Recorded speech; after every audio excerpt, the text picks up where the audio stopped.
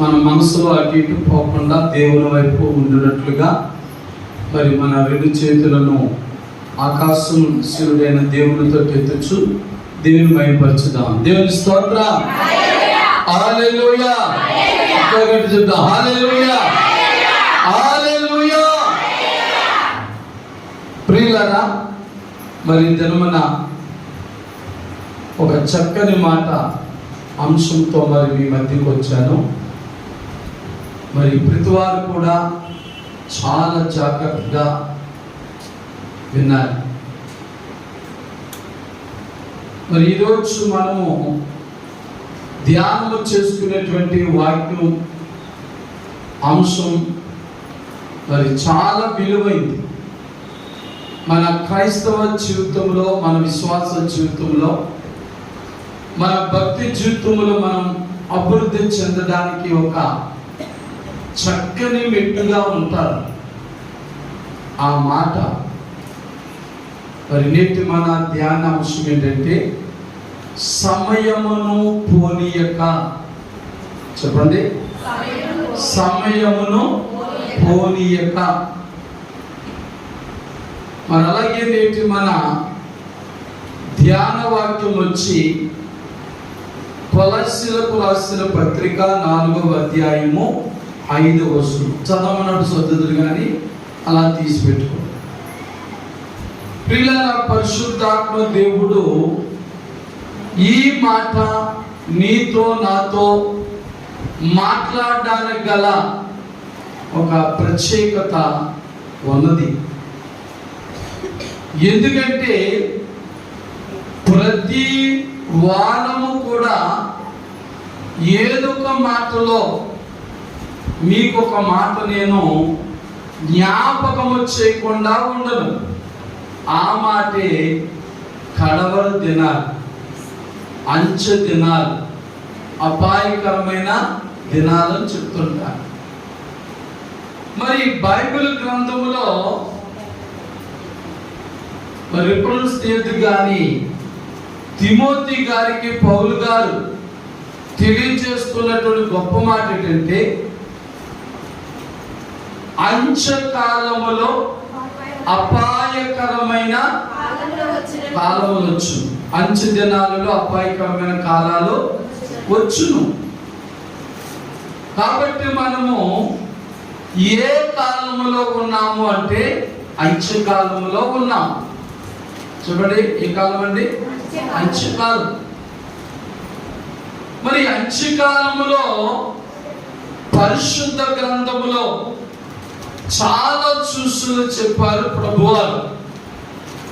అందులో ఒక మాట చెప్తారు, రాజ్యం మీద రాజ్యము తిరుగుబాటు చేస్తారని.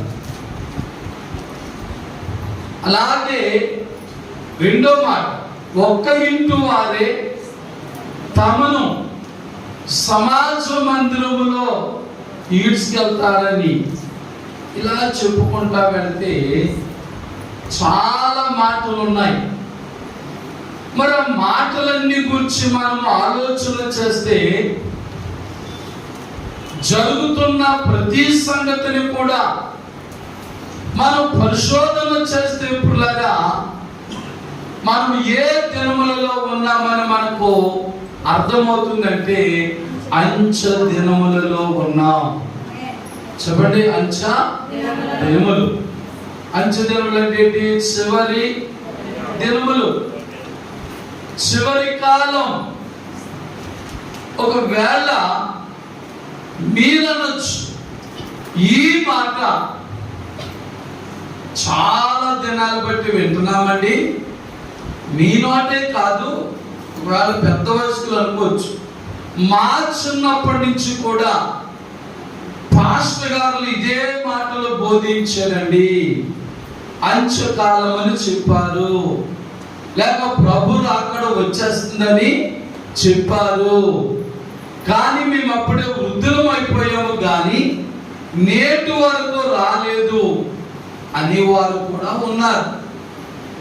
అలాంటి వారికి బైబిల్ నుంచి నేను ఒక మాట చెప్తాను, అది కూడా రిప్రజెంట్ చేయొద్దు, మీకు తెలిసిన మాటే. పేతురు పత్రిక పత్రికలో ఉన్న మాట, అంతటా అందరూ మారు మనసు పొందవలెనని ప్రభు యొక్క రాకడ ఆలస్యము చేస్తున్నాడని పేతురుగా చెప్తున్నారు. అక్కడ అది సంగతి. ప్రభు రాకడ ఇప్పుడో రావాలి. మహామహులు, శాస్త్రజ్ఞులందరూ కూడా 2000 సంవత్సరం రాకముందు ఏమని వారు తెలుసా? 2000 సంవత్సరంలో వచ్చేసరికి ప్రపంచమంతా నాశనం అయిపోతుంది. ఏంటండి? ప్రపంచమంతా నాశనం అయిపోతుంది. 2000 సంవత్సరం పూర్తయ్యేసరికి ఈ లోకం ఉండదు అన్నారు. కానీ నేటికి 24 సంవత్సరములు గతించి 25వ సంవత్సరంలో అడుగు పెట్టాం. దేవుని స్తోత్రం. హల్లెలూయా, హల్లెలూయా. అంటే ఈ ప్రపంచమంతా కూడా నేటికి 24 సంవత్సరాల క్రితమే లయమైపోవాలి, నాశనమైపోవాలి. అనేక మంది ప్రవచనాలు చెప్పారు, అనేక మత గ్రంథాల వారు ఎన్నెన్నో విషయాలు చెప్పారు, శాస్త్రజ్ఞులు కూడా చెప్పారు. కానీ 24 సంవత్సరాలు పూర్తి చేసుకుని 25వ సంవత్సరంలో కూడా మొదటి నెల పూర్తి చేసుకుని రెండో నెలలో మొదటి వారం పూర్తి చేసుకుని 2వ వారం 9వ తారీఖులోకి వచ్చాం. దేవుని స్తోత్రం. హల్లెలూయా. మరి ఏంటి వారు మాటలు ఏమయ్యాయి? వారు ప్రవచనాలు ఏమయ్యాయి? వారు బోధించిన బోధలు ఏమయ్యాయి? అది కూడా బైబిల్ నుంచి చెప్తాను. రిఫరెన్స్లో చెప్పాను, టైం లేదు కానీ చెప్తే లేదు, మీకు తెలిసిన మాటలే.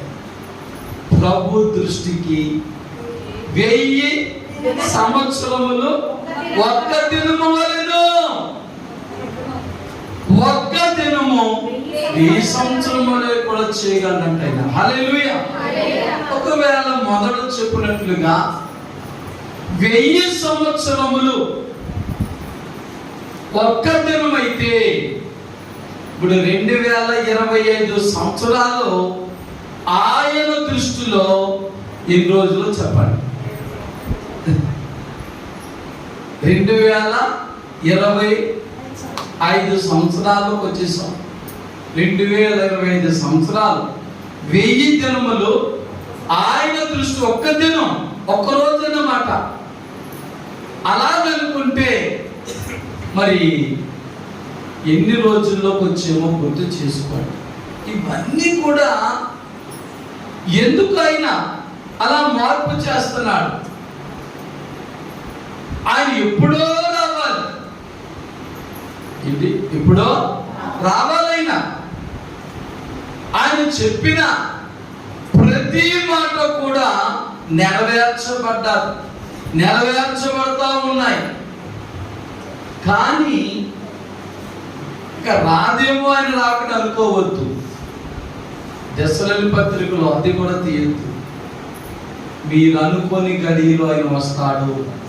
ఆమేన్.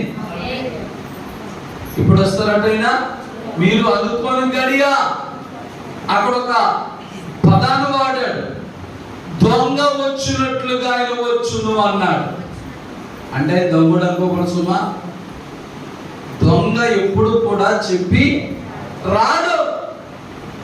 మన ఇల్లును కాసుకోవాలంటే, మన సామాగ్రిని కాసుకోవాలంటే ఆ దొంగ ఎప్పుడు వస్తాడో మనకు తెలియదు. కాబట్టి మెళకువగా ఉండి మన వస్తువులు కాపాడుకుంటాం. దేవుని స్తోత్రం.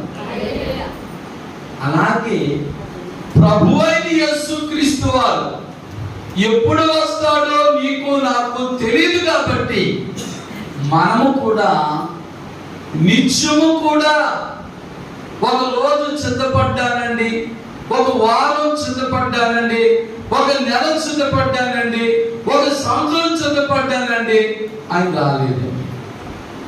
కాబట్టి నేను ఇంక సిద్ధపడ్డాను. ఆయన వస్తే వచ్చేనామండి అంటే ఎవరికి నష్టం? ఎవరికి నష్టం? బైబిల్ చెప్తుంది, కడబోర శబ్దము వినబడినప్పుడు ఎవరైతే సిద్ధపడి ఉంటారో వారికి ఆ బోర శబ్దం వినబడుతుంది. దేవుని స్తోత్రం. వారికి ఆ బోర శబ్దం వినబడుతుంది. కాబట్టి సిద్ధపడ్డ వారే ఎత్తబడతారు. అందుకే ప్రభువు మత్తయి సువార్తలో ఒక మాట చెప్పాడు, ఇద్దరు తిరుగలు ఇసురుచుండగా ఒకరు ఎత్తబడుదురు, ఒకరు విడవబడుదురు. అలా చాలా చెప్పాడు అక్కడ మాట. టైం లేదు కాబట్టి ఆ ఒక్క మాట జ్ఞాపకం చేస్తున్నాను. ఇద్దరు బంధువులే, ఇద్దరు స్నేహితులే, ఇద్దరు అక్క చెల్లెలే, ఇద్దరు ఒక ఇంటి వారు అవ్వచ్చు, కానీ ఆ ఇద్దరు కూడా ప్రభు నమ్ముకున్న వారు అవ్వచ్చు. కానీ ఎవరైతే సిద్ధపడి ఉన్నారో వారికి ఆ బోర శబ్దం వినపడుతుంది. ఎవరితో చెప్పకుండా ఎత్తబడతారు. బోర శబ్దం వినపడలేని వారు ఇంకా భూమి మీదే ఉంటారు. వారందరికీ కూడా బైబిల్ చెప్తుంది 7 సంవత్సరములు భయంకరమైన శ్రమలు. ఎత్తబడిన వారికి 7 సంవత్సరములు బ్రహ్మాండమైన విందు. దేవుని స్తోత్రం. కాబట్టి ఇప్పుడు కదా ఇవన్నీ కూడా మీకు ఒక ఉపోద్ఘాతంగా చెప్తున్నాను. ఈరోజు మనం చెప్పుకోబోయే వాక్యానికి ఉపోద్ఘాతం, క్లుప్తంగా మీకు చెప్పే మాటలు. ఈ మాటలన్నీ మీకు అర్థమవుతేనే నేను చెప్పే ఆ క్లుప్త వర్తమానం మీకు అర్థమవుతుంది. దేవుని స్తోత్రం. ఇప్పుడు రండి మన సబ్జెక్టులో. మరి ఆ క్లుప్త వర్తమానం ఏంటి? సమయమును పోనీయక. సమయమును పోనీయక. కాబట్టి పిల్లలు ఈ రోజున క్రైస్తవులమైన మనం, దేవుని బిడ్డలమైన మనం, సంఘ బిడ్డలమైన మనం ఎవరెవరు ఎంతో సమయాన్ని పోగొట్టుకుంటున్నారో మీరే పరీక్షించుకోండి. దేవుని స్తోత్రం. నేను కాదు పరీక్షించువాను. చెప్పండి, నేను కాదు పరీక్షించువాను. మిమ్మల్ని పరీక్షించువాను నేను కాదు, నన్ను పరీక్షించువారు మీరు కాదు. మన 1 కొరింథీ పత్రిక 11వ అధ్యాయం 28వ వచనం ప్రకారంగా ప్రతివాడు తన్ను తాను పరీక్షించుకోవాలి. దేవుని స్తోత్రం. ఎందుకంటే నీవు నన్ను పరీక్షిస్తా ఉంటే నీవు పరిశుద్ధుడుగా పరిశుద్ధురాలుగా కనబడతావు. నాలో ఎన్నో తప్పులు నీకు కనబడతాయి. ఒకవేళ నేనే నిన్ను పరీక్షించడం ప్రారంభిస్తే నీలో ఉన్న ఎన్నో తప్పులు పొరపాట్లు నాకు కనపడతాయి. నీకంటే నేనే పరిశుద్ధం నేను అనుకుంటాను. అవునా కదా? మానవ స్వభావం బట్టి ఆలోచించండి. అందుకే ఈ రోజున వారికంటే వీరికంటే నేనే గొప్పవాడిని, నేనే పరిశుద్ధిని, నేనే గొప్ప విశ్వాసిని, నేనే గొప్ప సాక్షిని, నేనే గొప్ప సింగర్ని, నేనే గొప్ప ప్రార్థన పరుని, నేనే గొప్ప క్రమంగా చర్చికి వెళ్ళేవాడిని అని మనం భ్రమపడుతున్నాం. దేవుని స్తోత్రం. కాబట్టి పిల్లరా, ఈ వాక్యం చిన్నదే కానీ చాలా అంత అర్థముతో కూడినటువంటి మాటలు కనుక మీరు ఒక్కసారి ఈ వాక్యములు వినుచున్నప్పుడు మిమ్మల్ని మీరు పరీక్షించుకోండి. దేవుని స్తోత్రం. నేను చెప్పాను అనుకోండి, అమ్మా నువ్వు ఇన్వారం మానేసు, అనువారం మానేసు అని మీరు మిమ్మల్ని అనొచ్చు. నువ్వు తెలివైందా, నువ్వు ధైర్యవంతుదాను అనుకో. మీరేం సన్మానలేదు ప్రార్థన, మీరు రాకపోతే పాస్టర్ గారు చెప్పారు కదా, చిన్న పాస్టర్ గారు చెప్పారు కదా అని చెప్పచ్చు. మీరు నన్ను అనొచ్చు, నేను మూసేయాలి. దేవుని స్తోత్రం. అలా వద్దు. మనం నన్ను నువ్వు నిన్ను నీవు కాదు, కానీ ఈ మాటలు వినుచున్నప్పుడు నన్ను నేను పరీక్షించుకుంటాను, నిన్ను పరీక్షించుకో. అందుకే ఈరోజు మన ధ్యానాంశం ఏంటంటే సమయమును పోనీయక. దేవుని స్తోత్రం. మన జీవితంలో ఇంకా ఆశీర్వాదములు పొందలేకపోవడానికి 2024 సంవత్సరంలో గతించిన 12 నెలలలో ఎన్ని వారాలు నీవు సమయాన్ని పోగొట్టుకున్నావు, లేదా ఎన్ని శుక్రవారాల సమయాన్ని పోగొట్టుకున్నావు, ఎన్ని ఆదివారాల సమయాన్ని పోగొట్టుకున్నావో నిన్ను నీవు పరీక్షించుకోవాలి. దేవుని స్తోత్రం. కాబట్టి మరి పిల్లగా ధ్యానాంశం చాలా గొప్ప మాట. సమయం అనేది పోగొట్టుకోకూడదు. కాబట్టి ఇప్పుడు ధ్యాన వాక్యం చదువుదాం. కొలస్సీలకు రాసిన పత్రిక 4వ అధ్యాయము 5వ వచనం చాలా జాగ్రత్తగా స్పష్టంగా చదువుదాం. సమయము పోనీయక సద్వినియోగము చేసుకొనుచు సంగమునకు వెలుపటి వారి ఎడల జ్ఞానము కలిగి నడుచుకొనుడి. దేవుని స్తోత్రం. అదే ఈ మాట కూడా పౌలు గారు కొలస్సీ సంఘానికి ఆయన చెబుతూ కొలస్సీ సంఘాన్ని బలపరుస్తున్నాడు, ప్రోత్సహిస్తున్నాడు. ఏమనంటే సమయమును పోనీక సద్వినియోగము చేసుకొనొచ్చు సంఘమునకు వెలుపల ఉన్న వారి ఎడల జ్ఞానము కలిగి నడుచుకొనుడి. దేవుని స్తోత్రం. హల్లెలూయా. మరి అలా మనం చేయగలుగుతున్నామా? మన విశ్వాసి అనుభవం ఎన్ని సంవత్సరాలు అడిగితే నువ్వు చెప్తావు, నేను చెప్తా, అందరూ చెప్తా. నన్ను అడిగేసారనుకోండి ఎవరైనా నీ సేవ అనుభవం ఎన్ని సంవత్సరాలు అడిగితే నేను తక్కువ చెప్తాను 40 సంవత్సరాలు అండి. దేనికి స్తోత్రం. మరి 40 సంవత్సరాలు సీనియారిటీ ఉండొచ్చు. మరి 40 సంవత్సరాల సీనియారిటీలో ఎన్ని ఆత్మలు రక్షించాను, ఎంత సేవ చేశాను, ప్రభు కొరకు ఎంతమందిని బలపరిచాను, ప్రభు రాకడ కొరకు ఎంతమందిని సిద్ధం చేశాను, అది ముఖ్యం. దేవుని స్తోత్రం. సీనియారిటీ కాదు, ఇక్కడ సిన్సియారిటీ కావాలి. దేవుని స్తోత్రం. అలాగే నీవు కూడా చెప్పావు అనుకోండి, పాస్టర్ గారు పిఠాపురం వచ్చి సేవ ప్రారంభించిన నాటి నుంచి నేటి వరకు కూడా నేను సంఘంలో ఒక సభ్యుని అని చెప్పచ్చు. దేవుని స్తోత్రం. అంటే నీవు సీనియారిటీ గల బిడ్డవే. దాన్ని బట్టి మనం తృప్తి పడొద్దు. మన సీనియారిటీని బట్టి మనం సంతోషించొద్దు, తృప్తి పడొద్దు. కానీ పిల్లలా మన సీనియారిటీలో లేక మనం ప్రభు నమ్ముకున్నది మొదలుకొని నేటి వరకు కూడా దేవుని సన్నిధిలో మన సమయాన్ని ఎలా సద్వినియోగం చేసుకున్నాం. దేవుని స్తోత్రం. సమయం పోకుండా దేవునికి ఇచ్చిన ఆదివారం, దేవునికి ఇచ్చిన బుధవారం, దేవునికి ఇచ్చిన శుక్రవారం, మన సంఘములో జరిగే మరి వారానికి 3 కార్యక్రమంలో కూడా నీ సమయం ఎలా సద్వినియోగం చేసుకున్నావు? లేదా ఎన్ని బుధవారాలు, ఎన్ని శుక్రవారాలు, ఎన్ని ఆదివారాలు సమయాన్ని పోగొట్టుకున్నావో జ్ఞాపకం చేసుకో. జ్ఞాపకం చేసుకోవడం చెప్తున్నాను నేను. నువ్వు గొప్ప, నేను గొప్ప, నువ్వు తక్కువ, నేను తక్కువ అని కాదు ఇక్కడ. దేవుని స్తోత్రం. ప్రభు దృష్టిలో అందరూ సమానులే. సీనియర్ అని లేదు, జూనియర్ అని లేదు. ప్రతి వారు కూడా ఆయన సన్నిధిలో సమానులే. మనమంతా సమానులమే కనుక మరి మీకే ఆ ప్రశ్న విడిచిపెడుతున్నా.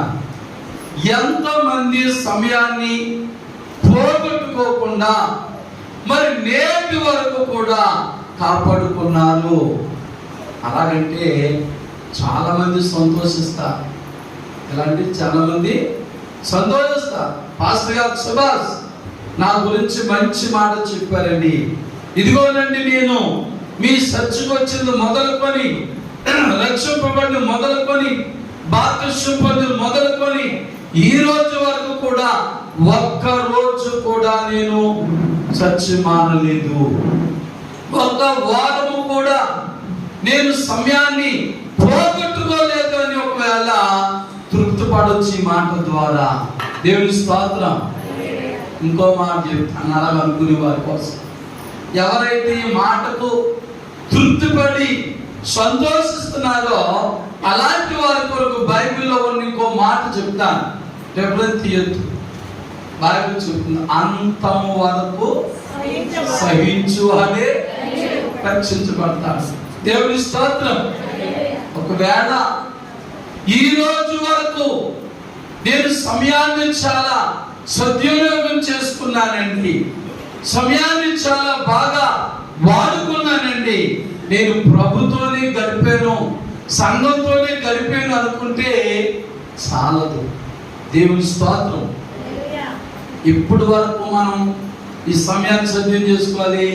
ప్రభు రాకడ అంటే అంతం వరకు కూడా ఈరోజు నిలబడ్డా నీవు, విశ్వాసంగా ఉన్నా నీవు, భక్తిగా ఉన్నా నీవు, ప్రార్థన జీవితంతో ఉన్నా నీవు, మరి ఎప్పుడు వరకు కూడా ఈ సమయాన్ని నువ్వు సద్వినియోగం చేసుకోవాలంటే అంతము వచ్చే వరకు, లేదా నీ ప్రాణము పోయే వరకు. దేవుని స్తోత్రం. హల్లెలూయా.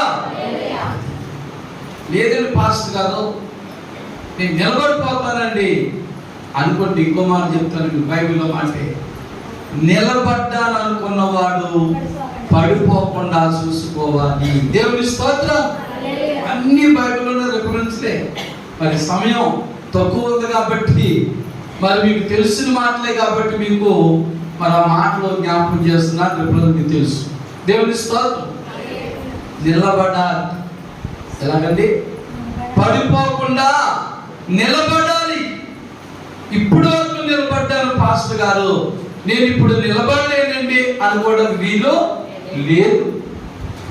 బైబిల్లో ఒక యవనస్తుడు ఉన్నాడు. నేను చెప్పిన బైబిల్ నుంచి చెప్తాను మీకు ఉపమానాలు కూడా. ఒక యవనస్తుడు చిన్న వయసు నుంచి కూడా ఎంతో దైవభక్తిగా ఉన్నాడు. తన దృష్టికి అతడు అనుకుంటున్నాడు నేను పరిపూర్ణమైన విశ్వాసిని అనుకున్నాడు. ఏమనుకున్నాడు చెప్పండి? పరిపూర్ణమైన విశ్వాసిని. ఇక నాకంటే గొప్పగా బైబిల్ తెలిసిన వాళ్ళు ఎవరు లేరు అనుకుంటున్నాడు. ఆది కాండము నుండి ప్రకటన గ్రంథం వరకు 66 గ్రంథాలు కూడా చెప్పేమంటే కళ్ళు మూసుకుని టగటగా చెప్పేస్తాను. గ్రంథాలు కాదండి, మొత్తం బైబిల్. ఆది యందు దేవుడు భూమి ఆకాశాలు సృజించెను అన్న మొదలుకొని ప్రకటన గ్రంథం 22 అధ్యాయం 21 వస్తువులు ఉంటుందండి. ప్రభువైన యేసు క్రీస్తు కృప మీ అందరికి, పరిశుద్ధ అందరికి తోడైన అన్న వరకు చెప్పేస్తున్నాం అనుకోవచ్చు. దేవుని స్తోత్రం. మరి గత మొదటి ఆదివారం మా మూడు అమ్మాయి ఋతుగ్రేస్ ఏం చేసింది తెలుసు కదా? ఏం చెప్పిందండి? 136వ కీర్తన చాలా పెద్ద కీర్తన. మరి బైబిల్ ప్రకటనలో మనం ప్రతి మొదటి ఆదివారం చదివి ఆ కీర్తన మరి చూడకుండా చెప్పేసింది. దేవుని స్తోత్రం. ఈ రోజునమ్మా అలా ఈ రోజు కూడా అనుకుని నేను కొంచెం ఆశ్చర్యం కదా, ఈ రోజు కూడా ఈ నెలంతా చూడకుండా చెప్పేట. దేవుని స్తోత్రం. ఒకవేళ బైబిల్ చెప్తుంది అలా ఉన్నా మనము పడిపోకుండా చూసుకోవాలి. దేవుని స్తోత్రం.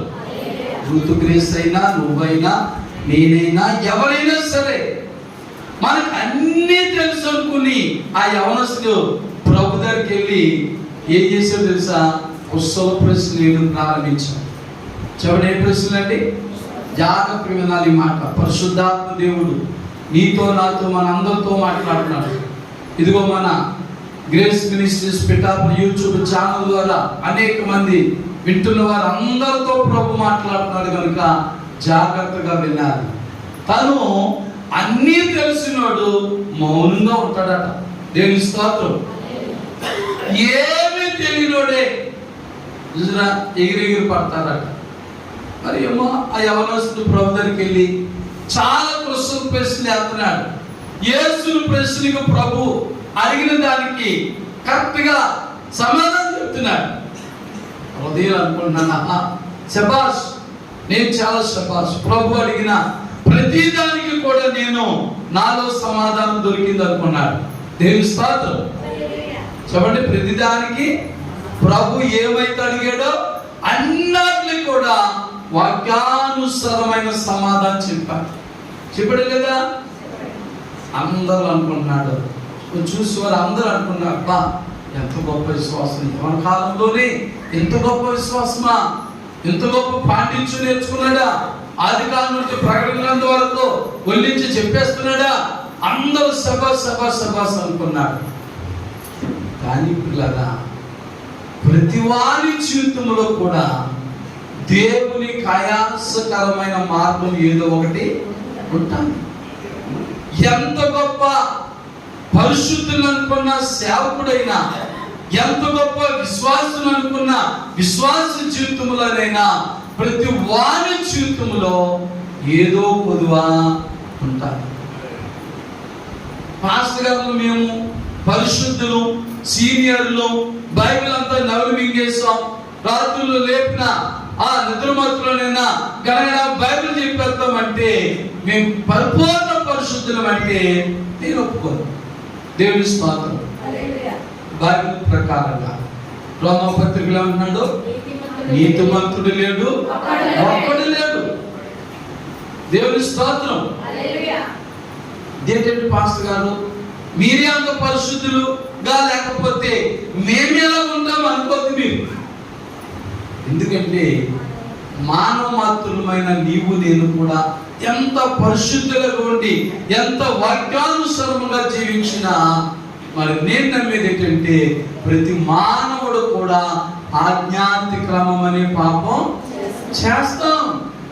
చేయమనడానికి లేదు. నేను టయానికి ఆరాధన రాకపోతే అది ఆధ్యాత్మికం కదా పాపం.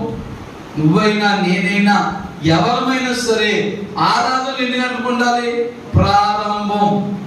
ప్రారంభించక ముందే ఒక పావు గంట ముందైనా వచ్చి ఉండాలి, ముగించే వరకు కూడా ఉండాలి. దేవుని స్తోత్రం. అలాగే నువ్వైనా నేనైనా రాలేదు అనుకోండి, మనం ఏం చేసినట్లు? ఆజ్ఞాతిక్రమం అనే పాపం చేసినట్లే. కాబట్టి నేను పరిపూర్ణుని, 40 సంవత్సరాల సేవానుభవం కలిగి ఉంది, నేను పరిశుద్ధుని నేను ఎప్పుడు ఒప్పుకోను, చెప్పను. ఏదో లోపం ఉంటుంది మానవులైన. అలాగే కుర్రాడు ఏమనుకున్నాడంటే ప్రభు దగ్గరికి వచ్చి, నాలో ఏ లోపం లేదు, ప్రభు అడిగిన ప్రతి దానికి నేను సమాధానం చెప్పేసాను, ఐ యామ్ ద గ్రేట్ అనుకున్నాడు. దేవుని స్తోత్రం. ప్రభు అన్నాడు, మరి సంబరపడకుండా నాయనా, నీకు ఇంకా ఒక కొదువు ఉంది. మీరు ఎక్కడ చదువుతున్నాడు? ఆది కాండం నుంచి ప్రకటన వరకు చదువుతున్నాడు. ఆది కాండం నుంచి ప్రకటన వరకు నేను బాగా చదివేసాను, చాలా నా హృదయంలో భద్రపరిచేసుకున్నాను. మరి పనులు సులభం చెప్పినట్టుగా హృదయం అనే పలకలు రాసేసుకున్నాను, అవి ఎప్పుడైనా చెప్పేయగలను అనుకున్నాడు. మంచిదే. అయితే పదార్థాలు కూడా నేను పాటించేస్తున్నాను. ఆ నిర్గమకాండ 20వ అధ్యాయంలో ఉన్న పదార్థాల ప్రకారంగా నేను జీవించేస్తున్నాను అనుకున్నాడు. ప్రభు అన్నాడు, నీకు ఇంకా ఒకటి కొదువుగా ఉంది అనగానే ముఖం మాడిపోయింది. ఏమైపోయిందండి? అంతవరకు గర్వంగా నేను పరిపూర్ణి, సమయం అంతా సద్వినియోగం చేసుకున్నాను, సమయాన్ని పోకుండా నేను కాపాడేసుకున్నాను అన్నవాడు ముఖం అంతా మారిపోయింది. తెల్లమాకు వేసి ఇంకా నాలో ఏ కొదువు ఉందన్నట్టుగా ప్రభు వైపు చూస్తా ఉంటే ప్రభు అంటున్నాడు, నీ ఆస్తిని పేదలకు ఇచ్చేసి నన్ను వెంబడించు. ఏమన్నాడు? నీ ఆస్తినంతా పేదలకు ఇచ్చేసి నన్ను వెంబడించు. చూసారా? చేసిన పని చేయకపోయాడు. అంటే అతను హృదయంలో యేసు కంటే ఎక్కువగా దేన్ని ప్రేమిస్తున్నాడు అర్థమైంది. అక్కడ ధనమును ప్రేమిస్తున్నాడు. బైబిల్ ఏం చెప్తుంది? ధనము సమస్త కీడులకు మూలం. సమస్త కీడులకు మూలమైన ధనాన్ని నువ్వు ప్రేమిస్తూ దానిని విడిచిపెట్టకుండా ఆదికాండం నుంచి ప్రకటన గ్రంథం వరకు కూడా నువ్వు వల్లించేస్తున్నావు, గడగడా చదివేస్తున్నావు, చెప్పేస్తున్నావు, చేసేస్తున్నావు. నిర్గమకాండంలో ఉన్న పదార్థాలు కూడా మరి నువ్వు పాటించేస్తున్నావు, చేసేస్తున్నావు అనుకున్నావు. నీవు ఎందుకు ఆ ఒక్కటి విడిచిపెట్టలేకపోయావు? చెప్పండి, ఆ ఒక్కటి ఎందుకు విడిచిపెట్టలేకపోయావు? అవును ప్రభా, నిజమే, ఆ ఒక్క విషయంలో నాలో అపరాధం ఉంది, పొరపాటు ఉంది, దాన్ని కూడా నేను విడిచిపెట్టేసి నేను వెంబడిస్తాను ప్రభా అన్నాడా? చెప్పండి, అన్నాడా? లేదు. తన ముఖమును చిన్నబుచ్చుకుని తిరిగి వెళ్ళిపోయాడు. బైబిల్ చెప్తున్న మాట నిజమే. ఒకవేళ నీవు నేను ఎంత సీనియర్స్ అయినా నేను తప్పనిసరిగా సమయమును నేను పోల్చుకోలేదు నా జీవితంలో అని అనుకోవద్దు. ఏదో సందర్భంలో సాతాను నీకు నాకు ఏదో ఒక శోధనో, సమస్య, పనో, భారమో కలిగించి ఏ శుక్రవారమో, ఏ ఆదివారమో, ఏ బుధవారమో మనము మందిరానికి రాకుండా చేసి సమయాన్ని పోగొట్టింపజేస్తుంది. సమయాన్ని పోగొట్టుకుంటున్నాం మనం. అందుచేత మరి నీవు నేను కూడా బైబిల్ కొలస్సీ పత్రికలో 4వ అధ్యాయం 5వ వచనంలో చెప్పిన ప్రకారముగా ఈ 2025 సంవత్సరంలో మనం అభివృద్ధి పొందాలంటే, ఆశీర్వాదములు పొందాలంటే మనము చేయవలసిన గొప్ప పని ఏంటంటే, ఈ వాక్యాన్ని 3 భాగాలుగా నేను వివరించి విడదీసి ధ్యానం చేశాను. అందులో మొదటి మాట ఏంటంటే సమయమును పోనీయక సద్వినియోగం చేసుకోవడం. రెండోది సంఘమునకు వెలుపట ఉన్న వారి విషయంలో మనం ఏం చేయాలి అన్నది. మూడోది జ్ఞానము కలిగి నడుచుకోవడం అనేది. దేవుని స్తోత్రం. కాబట్టి నా సమయం పావుగంట ఉంది, 5 నిమిషాలు క్లుప్తంగా ఆ 3 మాటలు కూడా చెప్పేసి నేను ముగిస్తాను పిల్లరా. మరి మొదటి మాట ఏంటంటే, మరి నీవు నేను కూడా సేవకుడైనా విశ్వాసైనా ప్రతివారు కూడా దేవుడు మనకి ఇచ్చిన ఆరోగ్యాన్ని బట్టి, ఆయుష్ను బట్టి, దేవుడు ఇచ్చిన సమయాన్ని పోగొట్టుకోకుండా మనము సద్వినియోగం చేసుకోవాలి. ఎందుచేత తెలుసా? బైబిల్ ఇంకో మాట చెప్తుంది, మనము మన్నైపోతే మనం దేవుని స్తుతించగలమా, లేక దేవుడు ఇచ్చిన సమయాన్ని సద్వినియోగం చేసుకోగలమా? బైబిల్ చెప్తుంది, మన్ను నిన్ను స్తుతించునా. మనం మన్నైపోతాం. ఎక్కడుందన్నమాట? ఆదికాండంలో ఉన్నది. ప్రసంగి గ్రంథం 12వ అధ్యాయం 7వ వచనంలో కూడా ఉంది.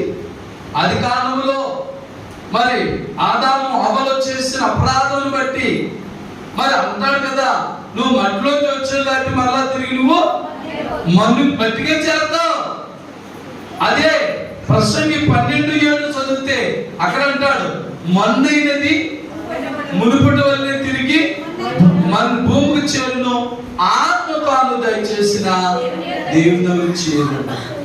కాబట్టి దేవుని బిడ్డలారా, మరి నీవు నేను ఆయుష్ ఉన్నప్పుడే, ఊపిరి ఉన్నప్పుడే దేవుడిచ్చిన సమయాన్ని మనం సద్వినియోగం చేసుకోవాలి. కానీ వచ్చే ఆదివారం చూద్దాం, వచ్చే శుక్రవారం చూద్దాం, వచ్చే బుధవారం చూద్దాం, చర్చికి వెళ్దాం, ఇవాళ పని ఉంది కదా, ఇది ఉంది కదా, అది ఉంది కదా అని దేవుడిచ్చిన ఆయుష్ను, దేవుడిచ్చిన ఆరోగ్యాన్ని బట్టి మనము దేవుడిచ్చిన సమయాన్ని పోగొట్టుకుంటున్నాం.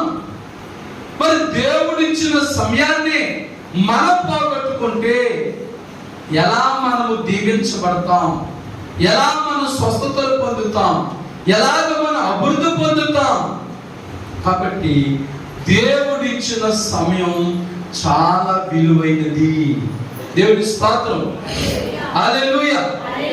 ఒకవేళ మీ జీవితంలో మీరు అనుకోవచ్చు, బంగారం చాలా విలువైందండి, వెండి చాలా విలువైందండి, మేడమిద్దలు చాలా విలువైనవండి.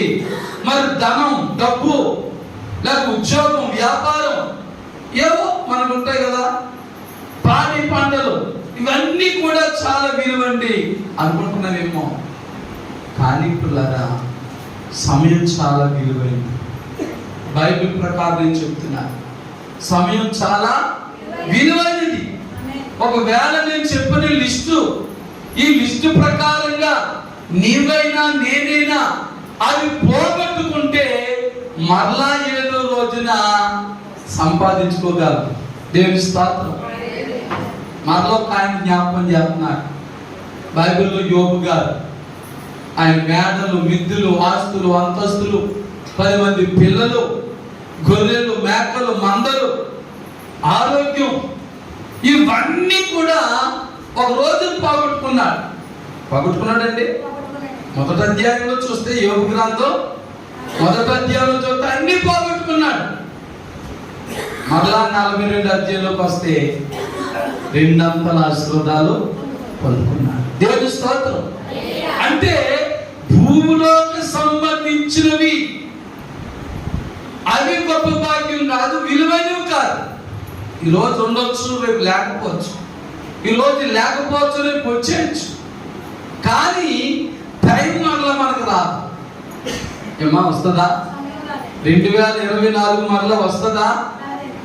2024 సంవత్సరం మనకు వస్తుందంటే రాదు మనకి. ఒకవేళ వస్తుంది అనుకుంటే 2021 మరలా 24 రావచ్చేమో. కానీ దేవుని స్తోత్రం. కానీ పోయిన సమయం వల్ల రాదు పిల్లదా. అందుకే పౌలు గారి యొక్క ఆశ కొలస్సీ సంఘాన్ని ఏమని ప్రోత్సహిస్తున్నాడంటే, ఓ సంఘమా, సమయమును పోనీక సద్వినియోగం చేసుకోండి. సద్వినియోగం చేసుకోమంటున్నాడు. నువ్వు నేను అంటున్నావు, ఎక్కడ కాలేండి పాస్టర్ గారు, ఉద్యోగం వచ్చిందండి, ఉద్యోగం లేనంతకాలం ఏమంటాం, ఉద్యోగం వచ్చేలా ప్రార్థన చేయండి పాస్టర్ గారు. సంఘం ఉద్యోగం వచ్చేలా ప్రార్థన చేయండి సంఘం అంటారు. ఉద్యోగం వచ్చిన తర్వాత ఏముండదో, చచ్చినట్టు టైం ఉంటుంది. కానీ నేను మన ఫ్యాక్టరీకి వెళ్ళి బిడ్డలను నేను చాలా మెచ్చుకుంటానండి. వారు దేవుని కొరకు పోనీ, ఉద్యోగం అన్నా పోనీ. మన బ్లెస్ ఫోన్లో మాట్లాడుతూ నేను విన్నానండి, 4 నిమిషాలు ఉన్నాను. నువ్వు ఆదివారం డ్యూటీ ఇచ్చినారా, మా డ్యూటీలో తీసేసిన మాకు పర్లేదు, ఆదివారం చర్చికి రావడం దేవుని స్తోత్రం. అక్కడ ఈనాడు పోయి దేవుడు బాబు ఎంత డిమాండ్గా మాట్లాడేస్తున్నాను అంటే చూడండి ఎంత ఆశ. ఆ బిడ్డ మాట నేను నిర్ణయంగా చెప్తున్నాను. మీలో చాలా మంది అలాంటి వారు ఉన్నారు. దేవుని స్తోత్రం. నిజముగా దేవుని యందు భయభక్తులు గలవారు, సమయ విలువ, దేవుడు ఇచ్చిన సమయ విలువ తెలిసిన వారు అలాగే మాట్లాడతారు. హల్లెలూయా. సురగా తీసేసిన దేవుడు ఇంకో పని ఇస్తాడు అంత బిడ్డ తర్వాత అడిగి, ఎట్లా బాబు అంత గట్టి మాట్లాడేస్తాం, అదేటా అంత గట్టి మాట్లాడితే వాడే పాస్ గారు ఆ ఉద్యోగం దేవుడు ఇంకోటి ఇస్తాడు. ఈ టైం బాగా రాదు కదా. దేవుని స్తోత్రం. మనసులో అనుకున్నాను, కరెక్ట్గా మాట్లాడావా తల్లి, వాక్య ప్రకారం మాట్లాడేవరా, అందరూ అలా ఉంటే ఎంత గొప్ప ధన్యులు అవుతారు అనుకున్నాను నేను. దేవుని స్తోత్రం. నిజమే, లోకంలో ఉద్యోగం పోయినా, వ్యాపారం పోయినా, మేడ మిద్దులు పోయినా, ఆస్తి అంతస్తులు పోయినా, యోబు గారు ఏం పోగొట్టుకోలేదు, సమయాన్ని పోగొట్టుకోలేదు. దేవుని స్తోత్రం. ప్రార్థన చేయడం మానలేదు, దేవుని స్తుతించడం మానలేదు, దేవుని సన్నిధిలో గడపడం మానలేదు. వ్యాధులు వచ్చాయి కదా, బాధలు వచ్చాయి కదా, కష్టములు వచ్చాయి కదా అని ప్రార్థన మానలేదు. దేవుని స్తోత్రం. అంటే యోబు గారు తన జీవితంలో దేనికి ప్రాధాన్యత ఇచ్చాడు? సమయానికి ప్రాధాన్యత ఇచ్చాడు. ఈ లోక భోగభాగ్యాల కోసం కాదు. చూసారా, సాతాను ఎంత ఉపయోగించగలడంటే, మగోడు లేక పురుషుడు లేక భర్త ఎవరి మాట వినకపోయినా భార్య మాట వింటాడని ఆయనలో ప్రవేశించి ఏమంటుంది, ఇంకా దేవుడు దేవుడు అంటే బాబు దేవుడు దృష్టించేసి చచ్చిపో. ఏ భార్య సమాజంలో అనలేని మాట వేసింది అంటే, నా భార్య చెప్పింది కదా, ఇంక నేను ఎందుకు దేవుని స్తుతించను అని మనసు మార్చుకుని ప్రార్థన సమయాన్ని విడిచిపెట్టేసి దేవుని సన్నిధిలో గడపడం మానేసి లోకానుసరుడు అయిపోతే అది బతుకంత ఇంకా అలాగే అయిపోవాలని సాతాను ఉద్దేశం. మూర్ఖురాలు మాట్లాడుతున్నట్లు మాట్లాడుతున్నవేంటి? దేవుని ద్వారా మనం మేలు పొందడానికే కానీ నిన్న మాట చెప్పండి, కీడు అనిపించడానికి తగమా?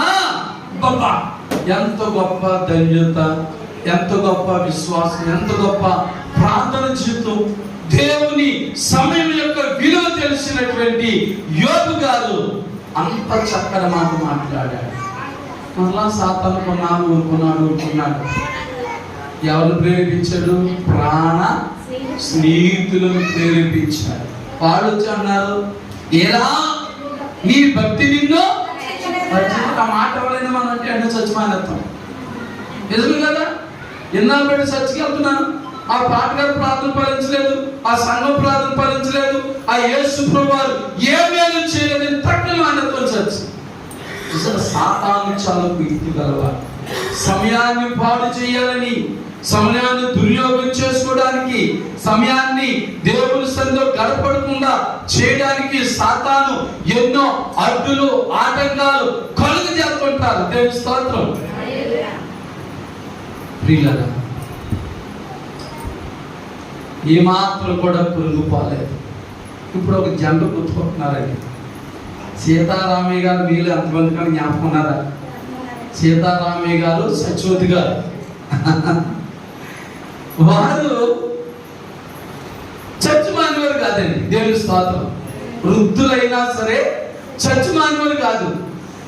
అప్పుడప్పుడు కూడా ఒకరో ఇద్దరు చుట్టాలు కూడా వచ్చేవారు.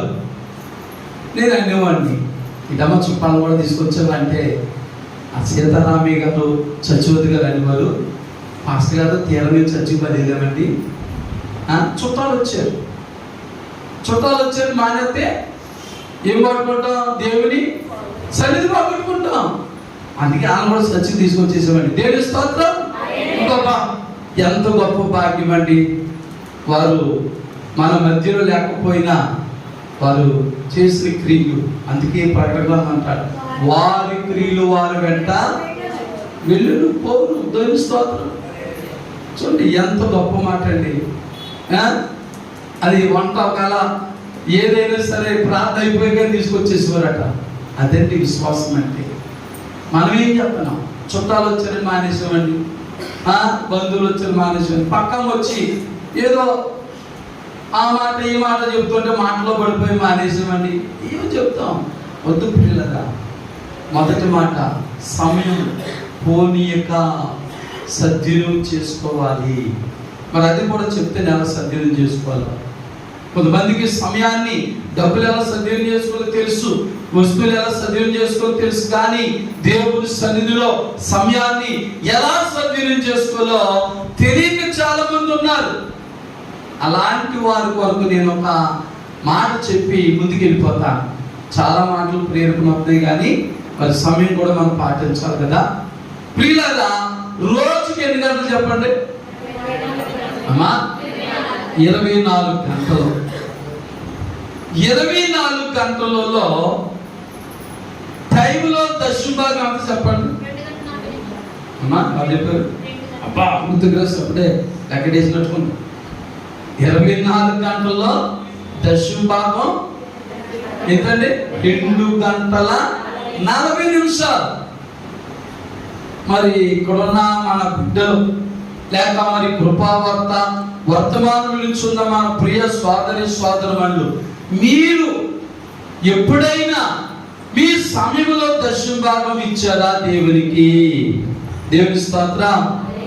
ఇదేంటంటే పాస్టర్ గారు, అందరూ జీతంలో దశభాగం అడుగుతారు, వ్యాపారంలో దశభాగం ఇమ్మని అడుగుతారు, మీ రాబడిలో దశభాగం ఇమ్మని అడుగుతారు. అవన్నీ మేము ఇస్తున్నామండి. ఇదేంటంటే మీరు కొత్తగా టైంలో దశభాగం ఇమ్మని అడుగుతున్నారేంటి అని ఆశ్చర్యపడొద్దు. దేవుని స్తోత్రం. హల్లెలూయా. చూస్తున్నా, మీ రాబడిలో అనగా ఉద్యోగంలో, వ్యాపారంలో, మీ రాబడిలో, మీ పాడి పంటల్లో ఇచ్చే దశమ భాగం దేవుని కొరకు చెప్పండి ఒకసారి. మీ ఉద్యోగంలోంచి దశమం ఇస్తే మీ ఉద్యోగం ఆశీర్వదించబడుతుంది, మీ శాలరీ పెరుగుతుంది, ఇంక్రిమెంట్లు పెరుగుతాయి. మీ పాడి పంటలోంచి దశమం ఇచ్చారనుకోండి, మీ పాడి పంటలు పెరుగుతాయి. లేక మీ వ్యాపారంలోంచి మరి దశమం ఇచ్చారనుకోండి, మీ వ్యాపారం అభివృద్ధి పొందుతుంది. దేవుని స్తోత్రం. నీలో కొంతమందికి ఆ అనుభవం ఉంది. ప్రతి నెల మొదటి ఆదివారం మీ చిన్ని వ్యాపారాల్లోంచి, చిన్ని ఉద్యోగాల్లోంచి, చిన్ని రాబడిలోంచి మీలో చాలా మంది దశమాలు వెళ్తున్నారు. దేవుని స్తోత్రం. హల్లెలూయా. మీరు ఇచ్చుచున్న దానిని బట్టి దేవుడు తప్పనిసరిగా మీరు దేనిలో నుంచి అయితే ఆ రాబడిలోంచి, ఏ రాబడిలోంచి అయితే దశభాగం తీసిస్తున్నారో అది తప్పగా దీవించబడతాది. హల్లెలూయా. కానీ ఇంకొక తప్పు చేస్తున్నాం మానవ మాతృలుగా. మనం ఇంకొక తప్పు ఏం చేస్తున్నాం అంటే టైంలో దశభాగం వెళ్ళిపోతున్నాం. ఎందులోనండి? టైంలో. మరి మా అమ్మాయి మరి ఋతుకుల సందే 2 గంటల 40 నిమిషాలు అన్నది. దినములో మన బిడ్డలు ఇక్కడున్న వారిలోనైనా, మన కృపావార్త వర్తమానం నిలుచున్న వారిలోనైనా మరి దినమునకు 2 గంటల 40 నిమిషములు దేవునికి ఇస్తున్నారా? ఒక ప్రశ్న. ఇచ్చేవారు ఎవరుంటే ఒకసారి చేతులు ఎత్తండి. తప్పేం లేదు. మీకు మీరు ఎత్తితే తప్పేమో కానీ దైవజనులు అడిగినప్పుడు తప్పు కాదు. నేను చేస్తున్నానండి, ఎత్తితే చాలా సంతోషం. ఎత్తలపోయినా దేవుని స్తోత్రం. అదండి సద్వినియోగం చేసుకుని నేర్పుతాను. సమయం పోనీయకుండా సద్వినియోగం చేసుకుంటూ నేర్చుకోవాలి మనం. ఎందుకంటే మనం అంటాం పొద్దున్న లేచిందని సాయంకాలం వరకు పనే పాస్ కాదు. మిమ్మల్ని ప్రార్థన ఏమన్నా ఉద్యోగం వచ్చింది, అబ్బో డే అండ్ నైట్ డ్యూటీలేనండి, వారు డ్యూటీలేండి అని మీరు ఉద్యోగస్తులు అనొచ్చు. పాస్టర్ గారు వ్యాపారం కొరకు ప్రార్థన ఏమన్నా, వ్యాపారం దేవుడు ఇచ్చిండండి, ఇక నాకు వ్యాపారంలో రెస్టే లేదండి, అలసివలసి వచ్చి పడుకోవడానికి టైం కావట్లేదండి అని కొంతమంది అనొచ్చు. అదే పాడి పంటలు లేక బాధపడేవారు ప్రార్థన చేయడం ద్వారా పాడి పంటలు దేవుడు ఇస్తే నాకు సాగిం చేసుకోవడానికి సరిపోతుందని చెప్పేవారు కొంతమంది ఉండొచ్చు. చదివేది పాస్టర్ గారు వినాలా? మీ చర్చకు వచ్చినప్పటి నుంచి సంఘం మీరు అందరూ ప్రార్థన చేస్తారు, పెద్ద ఇల్లు ఇచ్చేసాడండి, తుడుచుకోవడానికి టైం చాలలేదండి, శుభ్రం చేసుకోవడానికి టైం చాలలేదని చెప్పేవారు ఎంతో మంది ఉంటారు. కానీ పిల్లరా, దేవుడు ఇచ్చిన వాటిని బట్టి వంకబెట్టి దేవునితో సహవాసాన్ని, దేవునితో సంబంధాన్ని మనం పోగొట్టుకోకూడదు. హల్లెలూయా. అందుకే మరి పరిశుద్ధాత్మ దేవుని ప్రేరేపించి ఈరోజు సమయమును పోనీక అనేటువంటి అంశం మీద కొద్ది నిమిషాలు మనం మాట్లాడుకుంటున్నాం.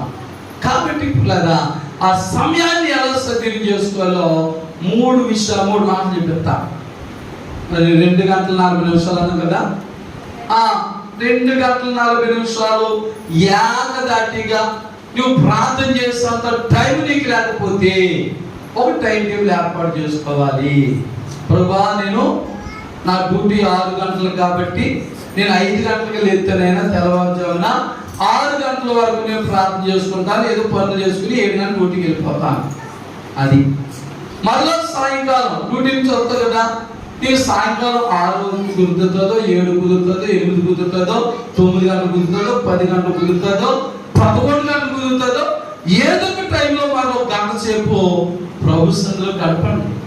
దేవుని స్తోత్రం. మరి 2 గంటల 40 నిమిషాల్లో ఇప్పుడు ఎన్ని గంటలు అయిపోయాయి? 2 గంటలు అయిపోయాయి.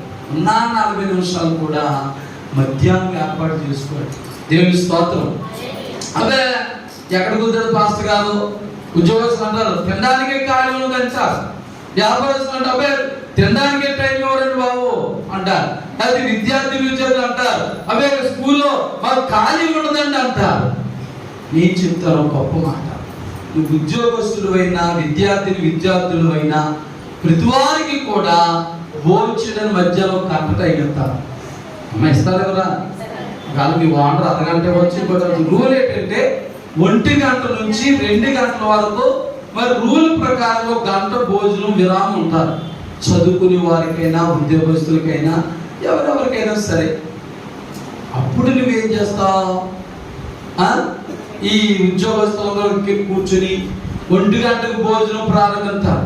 అది విద్యార్థి 2 గంటకు ప్రారంభించి ముసలం ముచ్చలు చెప్పుకుంటూ ఆ మాటలు ఈ మాటలు చెప్పుకుంటూ ఒక్కొక్క ముద్ద తింటూ 2 గంటలు బెల్ల కొట్టు వరకు తింటారు ఉంటారు. బెల్ల అయిపోయిన డబ్బా చేయబడి క్లాసులకు వెళ్ళిపోతారు. అది కాదు, మనకి ఎవరితో మాట్లాడకూడదు. నువ్వు సమయాన్ని సద్వినియోగం చేసుకోవాలనుకున్నప్పుడు నువ్వు ఉద్యోగస్తుడు అయినా విద్యార్థులు అయినా స్టూడెంట్ అయినా ఎవరైనా సరే నీకు ఇవ్వబడిన గంటలో కూడా అరగంట తినేటట్టుగా నువ్వు ఎవరితో మాట్లాడకుండా ఎవరిని పట్టించుకోకుండా ఒక అరగంట తినలేవా? అమ్మా అసలు డ్యూటీలు కట్టుకెళ్ళి పెద్ద భోజనం పోదాటి అందరూ చూస్తారని కొంచెమే గుప్పుడు కంటే ఎక్కువ పట్టుకెళ్ళరు. చిన్న బాక్సు, ఆ చిన్న బాక్సు ఎంచేది తింటాం మనం. అంతే. నీకు ప్రార్థన చేసుకోవాలని ఆసక్తి ఉంటే టక్ ఒక అరగంటే తీసుకుపోయి అరగంటలో తినేస్తే ఇంకా నీకు ఎంత టైం మిగిలింది చెప్పండి? అరగంట మిగిలింది. అరగంటలో మనకు మిగిలిన మనం దేవుడితో గడపలు టైం ఎంత? 40 నిమిషాలు. కాబట్టి ఇంకో ఈ గంటలోది 10 నిమిషాలు అరగంటలో ఇందులో తీసుకుంటే ఆ 40 నిమిషాలు చక్కగా మధ్యాహ్నం పూట కూడా ఎవరితో గొడవ లేకుండా ఏదో మౌనకి వెళ్ళిపోయి చక్కగా 40 నిమిషాలు ప్రార్థన చేసుకున్నాను అనుకో, దశమం అయిపోయిందా లేదా?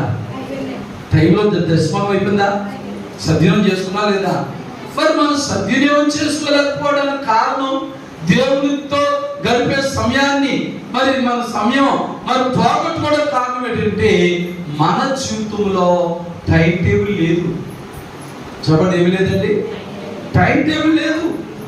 టైం టేబుల్ ఉంటే ఇన్ని గంటలు లెగాలి, ఇన్ని గంటలు ప్రార్థన చేసుకోవాలి, ఇన్ని గంటలకు ఇంటి పనులు వంట పని చేసుకోవాలి, ఇన్ని గంటలకు డ్యూటీకి వెళ్ళిపోవాలి, మళ్ళీ ఇన్ని గంటలకు వచ్చేయాలి. ఏదో టైం టేబుల్ పెట్టుకోవాలి. మనం మనసు ఎలా పెడతారో బాగోదు. మీరు చెప్తే నమ్మండి, నమ్మకండి. మరి మీ యొక్క సేవ ప్రారంభించడం ఫస్ట్ నుంచి ఉన్న వాళ్ళకి తెలితే తెలవచ్చు. మా ఇంట్లో గోడకి ఒక టైం టేబుల్ ఉండేదండి. మా పిల్లలు చిన్నోళ్ళు అయినప్పుడు గ్రేట్ చిల్డ్రన్ టైం టేబుల్ అని ఉండేదండి. దాన్ని డిటిపి చేయించి టైం టేబుల్ అనమాట. వారు ఉదయం 5 గంటలు వేయాలి, 1 గంట ప్రార్థన చేసుకోవాలి మాతో పాటు. మళ్ళీ తర్వాత కాలు కూర్చోలు, స్నానం చేయాలి, టిఫిన్ చేయాలి. అది ఎన్ని గంటలకు అన్ని దాని మీద రాసి పెట్టండి. అవన్నీ రాసేసి మధ్యాహ్నం మళ్ళా వాళ్ళు అక్కడ స్కూల్లో భోజనం చేస్తారు కాబట్టి కాదు స్కూల్కి వెళ్ళి మళ్ళీ సాయంకాలం వాళ్ళు 8 గంటలకు వచ్చినప్పుడు ఏం చేయాలి, రాత్రి పడుకునే వారు కూడా టైం టేబుల్. దేవుని స్తోత్రం.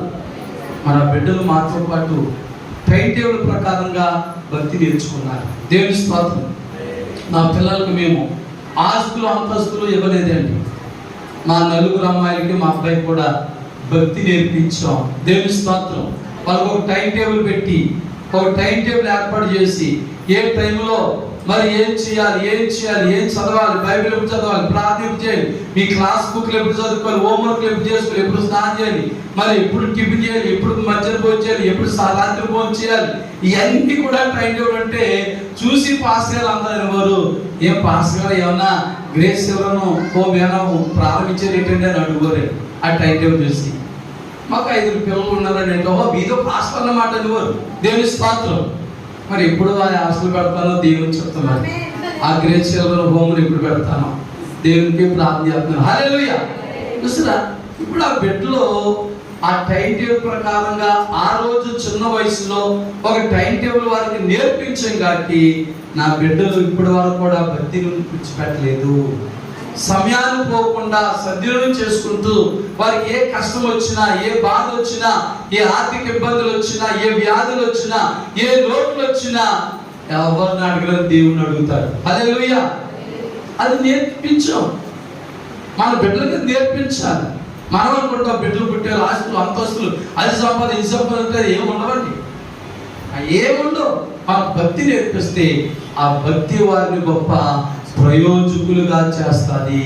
దేవుని స్తోత్రం. మన ఆ భక్తి వారిని గొప్ప ఆస్తికర్తలుగా చేస్తుంది. దేవుని స్తోత్రం.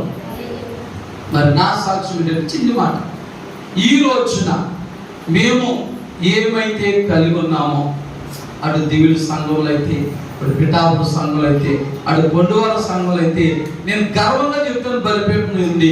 మేము ఏమైతే కలిగి ఉన్నామో అదంతా ప్రార్థన ద్వారా దేవుడు ఇచ్చింది. దేవుని స్తోత్రం. నేను నా భార్య కన్నీటితో దేవుని సందులో కనిపెట్టి మాకు ఏ అవసరం అంటే అవసరం బట్టి దేవుని అడిగి ఇచ్చినవే. అంతేగాని ఇది మా తల్లిదండ్రులు ఇచ్చిందని నేను చెప్పలేను, మా అత్తమామలు ఇచ్చేదని నేను చెప్పలేను, లేకపోతే మా భార్య మా తల్లిదండ్రులు పెట్టే ప్రయోజకులు అయ్యామని ఆవిడ చెప్పలేదు. దేవుని స్తోత్రం. యథార్థమైన మాట. నా తల్లిదండ్రులు నాకేమీ లేదు, వారు నిలిపేదరు. మా అత్తమామలు ఉన్నవారే, వారు ఏమి ఇవ్వలేదు. దేవుని స్తోత్రం. కానీ ఏమైతే మేము ఈ రోజుని కలిగి ఉన్నామో అదంతా దేవుని కృప. హల్లెలూయా. అది ఎలా వచ్చింది? నాకు అన్యాయం పనిచేయదు, అన్యాయంగా ఒక వారికి తీసుకోను, మన సంఘ బిడ్డలు కాక ఇతర దగ్గరికి వెళ్ళను, ఎవరి దగ్గర ఏది ఆశించను. కానీ ఏది అవసరం వచ్చినా దేవుని అడుగుతాను. హల్లెలూయా. ఎవరిని అడుగుతానండి? ఎందుకంటే 1985 సంవత్సరం మార్చి నెలలో దేవుడు నన్ను తన సేవకు పిలిచినాడు. ఆ పిలిచినప్పుడు దేవుని అడిగాను నేను, ప్రభా, నేను ఒక పేద కుటుంబంలో వ్యక్తిని, మా తల్లిదండ్రులు చదువు లేని వారు, చాలా ఆర్థిక ఇబ్బందులు పడుతున్నారు. మరి మా ఇంట్లో నేను ఒక్కళ్ళు చదువుకున్నాను కాబట్టి నేను బాగా చదువుకుని ఉద్యోగం చేసి మా అమ్మ నాన్నని నేను గొప్ప ప్రయోజకులుగా చూసుకోవాలనుకుంటున్నాను ఆయన అని. కానీ నేను పేదవాడిని, మరి ఎలా బ్రతకాలని అడిగితే ఆయన ఒక రోజు ఉపవాసం చేస్తున్నాను, పొద్దున్న సాయంకాలం వరకు. నా కళ్ళ ముందు ఒక వాక్యం కనబడుతుంది. ఫిలిప్పీలకు రాసిన పత్రిక 4వ అధ్యాయము 19వ వచనంలో కనబడుతుంది. కాబట్టి నేను ప్రార్థన ముగించలేదు, బైబిల్ తీసి చదవలేదు. కానీ ప్రార్థన సాయంకాలం ఉపవాసం ముగించుకున్న తర్వాత బైబిల్ తీసి చదివితే గొప్ప ధైర్యం కలిగింది. హల్లెలూయా. నేనేమని ప్రార్థన, పేదవాడు ప్రభు నేను అడిగాను. ఆయన అక్కడ ఏం రాసింది? కాగా దేవుడు తన ఐశ్వర్యం చొప్పున క్రీస్తు యేసునందు మహిమలో ఈ ప్రతి అవసరము తీర్చును. హల్లెలూయా. అదేనండి నేను ఎక్కడ అనుకున్నాను, కన్నీరు ఖర్చు. ప్రభా, నేను పేదవాడిని అనుకున్నాను. నిజమే, నేను లోకరీతిగా పేదవాడిని. కానీ నేను నమ్ముకున్న నీవు మాత్రం ఐశ్వర్యవంతుడు. ఆ వాక్యం పట్టుకుని ఇప్పటికైనా నేను పిల్లరా ప్రభు సన్నిధిలో ప్రార్థన చేస్తూ ఉంటాను. దేవుని స్తోత్రం. ప్రార్థన చేస్తే నీ ద్వారా ఎవరో మన బిడ్డలే, బయట ద్వారా మన బిడ్డల ద్వారా దేవుడు ఏదో పాలు పంపుతాడు. ఆ పని అలా జరిగిపోతా ఉంటారు. దేవుని స్తోత్రం. కారణం ఏంటంటే సమయాన్ని పోకుండా ఎప్పుడైతే మనం సమయాన్ని సద్వినియోగం చేసుకుని దేవునితో గడుపుతాం పిల్లరా, దేవుడు మనకు సమృద్ధైన ఆశీర్వాదాలు ఇస్తాడండి. హల్లెలూయా. అందుచేత మీరు కూడా టైం లేదనుకోకండి. చర్చికి రావడానికి ఆదివారం టైం లేదండి, శుక్రవారం టైం లేదండి, బుధవారం రావడానికి టైం లేదండి ఎలా చెప్పొద్దు. ఎందుకో పరిశుద్ధాత్మ దేవుడు నీ కోసమే సమయాన్ని ఎలా సద్వినియోగం చేసుకోలో అని చెప్పాడు. కాబట్టి ఒక టైం టేబుల్ ఏర్పాటు చేసుకో. శుక్రవారం నువ్వు చర్చికి రావడానికి, టైంకి రావడానికి నీ పనులు ఎలా సర్దుబాటు చేసుకోవాలో, తర్వాత చర్చ అయిపోయాక ఏ పనులు చేసుకోవాలో ఒక టైం టేబుల్ ఏర్పాటు చేసుకో. తప్పగా వస్తావు. అది మీలో చాలా మంది కరెక్ట్గా వస్తారు. ఎవరైనా రాకపోతున్న వారి కోసం చెప్తున్న మాట కనుక మరి ద్వారు కూడా మొదటి మాట సమయమును పోనీయక సద్వినియోగం చేసుకోవాలి. చూద్దాం, మరి ఒక రకమైన చదువుదాం. రోమీలకు రాసిన పత్రిక 13వ అధ్యాయము 11వ వచనం చదువుదాం. రోమీలకు రాసిన అమ్మా, మరియు మీరు కాలము నెరిగి, అది మీరు కాలము నెరిగి నిద్ర మేలుకునే వేళ అయింది. ఒకవేళ ఎప్పటికో ఇంకా ఎవరైనా సమయాన్ని పోగొట్టుకుంటూ ప్రార్థన జీవితం లేకుండా మరి ఆశీర్వాదాలు పోగొట్టుకుంటున్నట్లయితే పిల్లరా, మరి గొప్ప మాట ఆ అపోస్తలుల పౌలు రోమసాని చెప్తున్నాడు. కాలము అది కాలము నెరిగి నిద్ర మేలుకోల్పుడు. ఎవరైనా అంటే ఎవరైతే సమయాన్ని గుర్తించలేకపోతున్నారో, దానికి విలువను తెలుసుకోలేకపోతున్నారో వారు అందరూ దేంట్లో ఉన్నట్టు నిద్రలో ఉన్నట్లే. కాబట్టి ఇప్పుడు కొన్ని మాటలు పరిశుద్ధాత్మ దేవుడు మీతో మాట్లాడాడు కాబట్టి కాలం నెరిగి మనం ఏం చేయాలా? మేలుకోవాలా, నిద్రలోంచి మేలుకోవాలా. నిద్ర మేలుకొని మళ్ళీ మనం సమయాన్ని సద్వినియోగం చేసుకుని నేర్చుకోవాలి. హల్లెలూయా. అది మొదటి మాట అయిపోయింది. రెండో మాట ఏంటంటే సంఘమునకు వెలుపల ఉన్న వారి ఎడల మనం ఏం చేయాలి? ఇంకా లోతుకి వెళ్ళాలి కానీ టైం అయిపోతే ఒక రెఫరెన్స్ చదివేసి ముందుకు వెళ్ళిపోతాం. మార్కు సువార్త 4వ అధ్యాయము 12వ వచనం చదువుదాం. మార్కు సువార్త అది చూడండి. వెలుపల నుండువారు ఒకవేళ దేవుని వైపు తిరిగి పాప క్షమాపణ పొందుదురని వారు చూచియు కనుగొనకయు అది అలా కిందకి వెళ్తే చెప్పింది ఏంటంటే వెలుపల ఉన్నవారు ఎవరంటే ఇంకా ప్రభుని అడిగిన వారు చాలా మంది ఉన్నారు.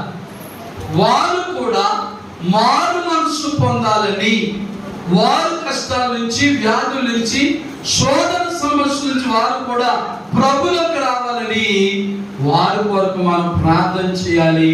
సువార్త ప్రకటించి సంఘములకు వెలుపల ఉన్న వారి కొరకు కూడా మనం కొంచెం ప్రయాసపడాలి. నా మట్టుకేదో నేను వచ్చేస్తున్నాను వెళ్ళిపోతానంటే కాదు, నా మట్టుకేదో ప్రార్థన చేసుకుంటున్నాను సమయాన్ని సద్వినియోగం చేసుకుంటున్నానంటే కాదు. కానీ పిల్లరా, మరి మిగిలిన వారు సంఘములకు వెలుపల ఉన్నవారు అంటే ఇంకా రక్షణ పొందిన వారి కోసం కూడా మనం ప్రయాసపడాలని సింపుల్ గా చెప్పి నేను ఆ రెండో మాట కూడా ముగిస్తున్నాను. మరి ఇక మూడో మాట ఏమనుకున్నా? జ్ఞానము కలిగి నడుచుకోవాలి. మనకు లోక జ్ఞానం ఉంటుంది కానీ ఆత్మీయ జ్ఞానం ఉండదు. ఈ లోక జ్ఞానం చాలా ఉంటుంది, మరి బైబిల్ జ్ఞానం ఉండదు, ప్రార్థన జ్ఞానం ఉండదు, భక్తి జ్ఞానం ఉండదు. కానీ ఈరోజు ఆ జ్ఞానాన్ని పొందాలి మీరు. దేవుని స్తోత్రం. లోక జ్ఞానం బోల్డ్ అంత ఉండొచ్చు కానీ ఆ లోక జ్ఞానం ఆత్మీయ జ్ఞానానికి పనిచేయదు.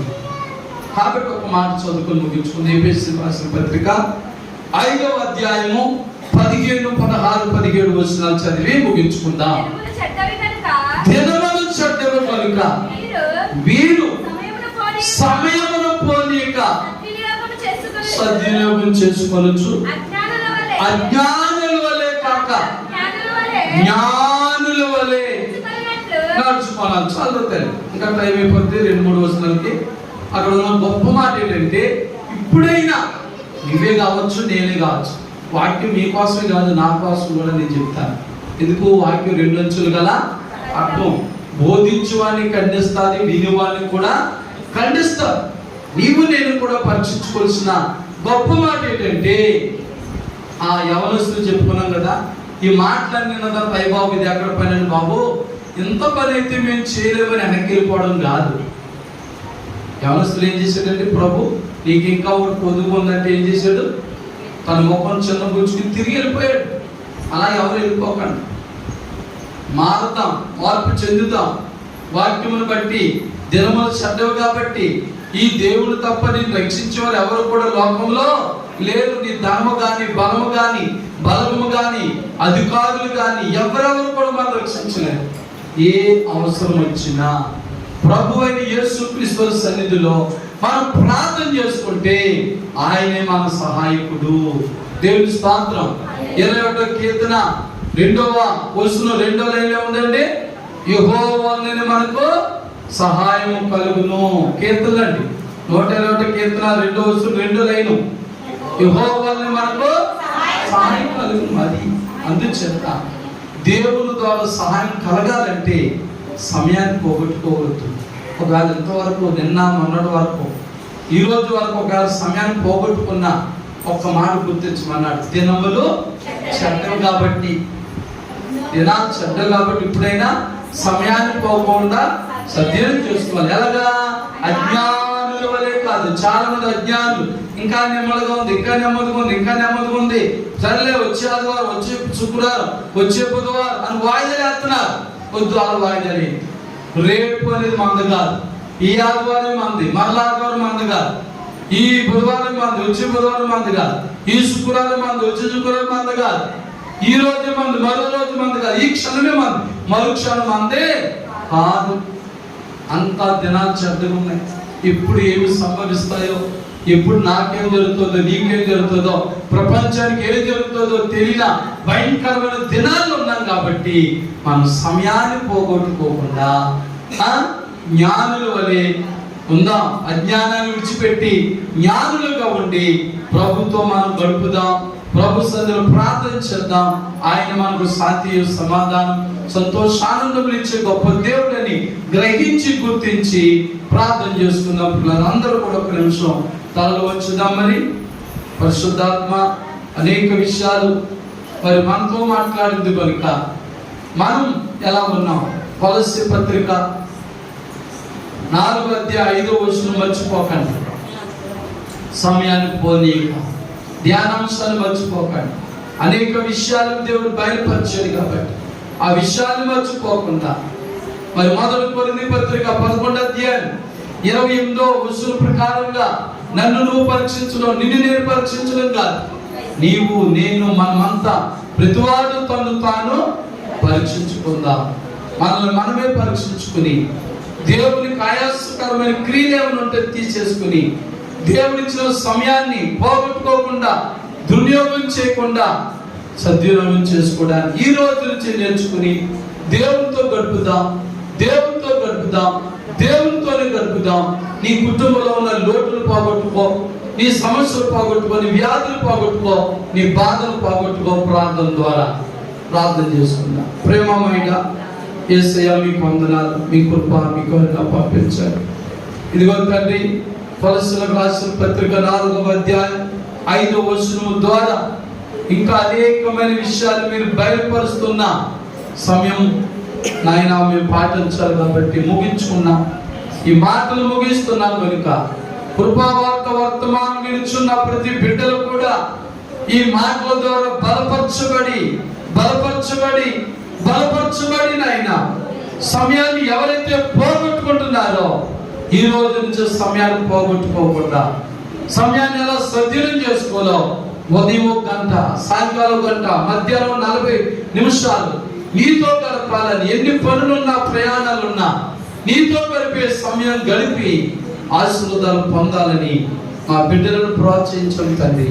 ఈ మాటల ద్వారా నన్ను మమ్మలను స్థిరపరిచి బలపరిచి నడిపించి కృప చూపమని యేసుక్రీస్తు పరిశుద్ధ నామములో ప్రార్థించి వేడుకొనుచున్నాము తండ్రి. ఆమేన్, ఆమేన్. అందరికి పొందాలండి. మరి ఇంతవరకు కృపావార్త వర్తమానములు మరి శ్రద్ధగా మిమ్మల్ని అందరినీ ప్రభు దీవించి ఆశీర్వదించును గాక. ఆమేన్. God bless you all.